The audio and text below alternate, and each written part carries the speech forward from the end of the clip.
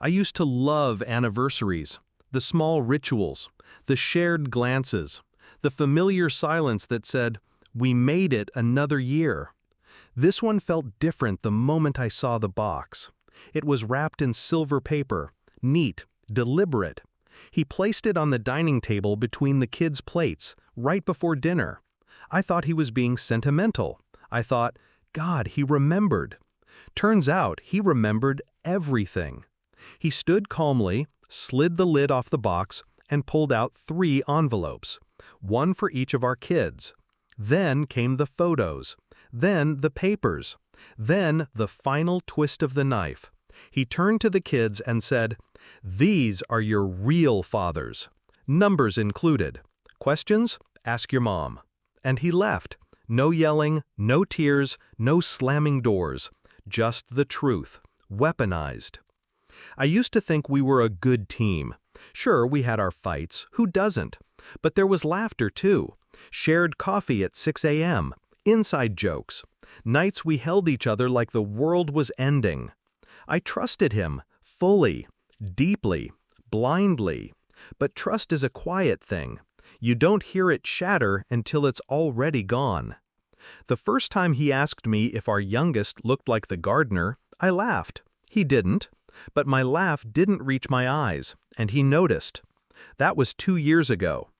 The second time he said it softly. Funny, how none of them look like me. That time I stayed silent, and he noticed that too. I think that's when he started digging. I didn't know until I found the hidden folder on his laptop. I wasn't snooping, I was checking a document for school. But there it was, labeled Proof. Inside, photos, dates, screenshots of messages I thought I'd deleted, receipts I'd long forgotten. One folder for each child, and a 4th folder. That one had divorce paperwork, frozen bank accounts, recordings, a monologue he'd written for me. I stared at the screen for what felt like hours. I felt nothing. Not shame, not panic, not guilt, just cold. So this was the story of my life, neatly archived and ready for detonation. But he hadn't pulled the trigger yet. He was waiting, watching. So I gave him a show. I made dinners. I kissed his cheek. I smiled at his stupid jokes, and I planned. First, I moved funds, quietly, through side accounts, gifts to relatives, business expenses that didn't exist. Then I played Mother of the Year, showed up at school events, joined the PTA, started a blog about parenting. The world loved me. Instagram loved me. I made sure of it. Next, I studied him, his routines, his passwords, his legal counsel, his weaknesses. Every night he thought I was reading beside him, I was memorizing steps in a game he didn't know I knew we were playing. And finally, I waited for the right day to lose. Anniversary night. He dressed well. Collared shirt, fresh shave, that same aftershave he wore the day we married. I watched him breathe deep before he opened the box. He was nervous, not because he doubted his proof, because he wasn't sure how I'd react. And when the kids read the documents, when their eyes widened and lips trembled, he waited for me to break. But I didn't. I stood slowly, picked up my glass of wine, took a sip, and said, "Dinner's ready." The next morning, I disappeared. I left a note, yes, just 3 words. You missed something. He tore the house apart, I imagine. He didn't know what I meant, but he felt it. Turns out, I'd known longer than he thought. Months before, an old friend tipped me off, said my husband had hired a PI, that he'd been asking questions.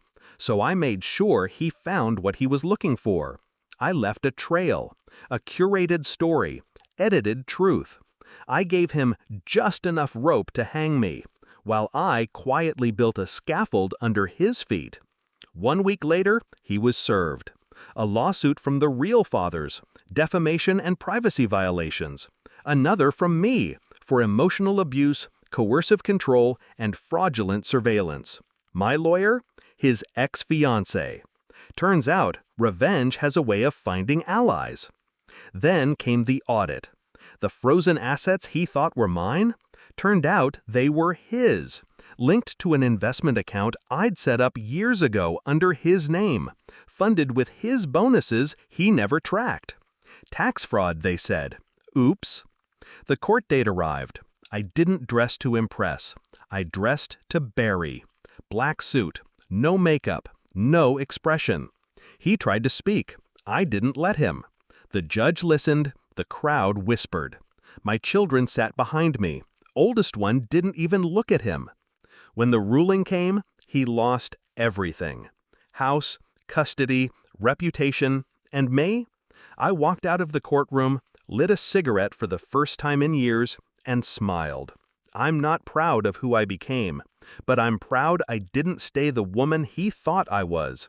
Weak, messy, afraid. I buried that woman the moment I saw the first envelope come out of that silver box. He thought he broke me. He thought he ended me. But all he did was wake me up. Final thought? He gave the kids their truth. I gave him consequences. Fair trade.